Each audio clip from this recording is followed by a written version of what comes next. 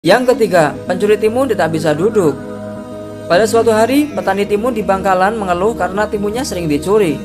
Akhirnya para petani bermusyawarah dan sowan ke Mbah Khalil. Sampainya di rumah Mbah Khalil, salah satu petani menceritakan kejadian timun dicuri dan meminta Kyai Khalil untuk mencarikan solusi penangkalnya. Kebetulan ngaji beliau sampai pada kalimat koma zaitun, salah satu contoh pelajaran nahwu yang artinya Zaid berdiri. Lalu serta-merta Mbah Khalil berbicara sambil menunjuk lafal koma zaitun. Ya, karena pengajian ini sampai koma zaitun, ya koma zaitun ini saja sebagai penangkalnya, seru Kyai Khalil. Para petani pun lantas sedikit ragu dan bingung. Keesokan harinya, betapa terkejutnya mereka melihat sebuah pencuri timun berdiri terus-menerus tidak bisa duduk. Maling itu tetap berdiri dengan muka pucat pasi karena ditonton banyak warga. Andaikan zaman sekarang, mungkin maling itu akan difoto dan diupload di Facebook ya.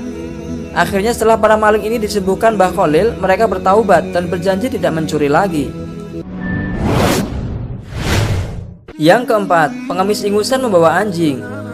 Suatu hari saat Syekh Khalil sedang menemui tamunya sembari meminum kopi, ketika sedang asyik mengobrol itu, tiba-tiba datang seorang gembel dengan pakaian lusuh sambil menuntun seekor anjing masuk ke ruangan. Tanpa salam, tanpa bicara, dan tanpa izin, tiba-tiba si pengemis ini menyeruput kopi milik Mbah Khalil hingga tinggal ampasnya. Terlihat juga ingus yang keluar dari hidung pengemis tak diundang ini. Syekh Khalil pun tampak merubah posisi duduk, kepalanya menunduk tanpa berani menatap muka si pengemis. Justru beberapa tamunya bangkit bermaksud mengusir orang aneh ini, tapi segera dicegah oleh Mbah Khalil dengan isyarat tangannya. Selepas gelandangan itu pergi, Mbah Khalil membuka suara. Siapa yang mau minum kopi bekas tamuku tadi? Tentu saja tak seorang pun yang mau, karena kopi itu bekas diminum seorang pengemis dengan ingus menempel di bawah hidung.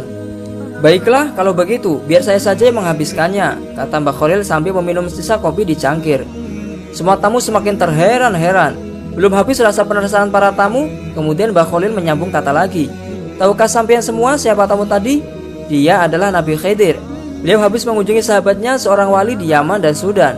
Kemudian melanjutkannya perjalanan ke sini untuk menemui sahabat-sahabatnya para waliullah di tanah Jawa. Kontan kemudian para tamu berebut sisa kopi yang tinggal cangkirnya itu. Bahkan ada yang berebut untuk mencuci cangkirnya sekedar untuk ngalah berkah dari kesalihan Nabi Khidir alaihissalam. Mbah Khalil pun terkekeh dengan tingkah para tamunya ini.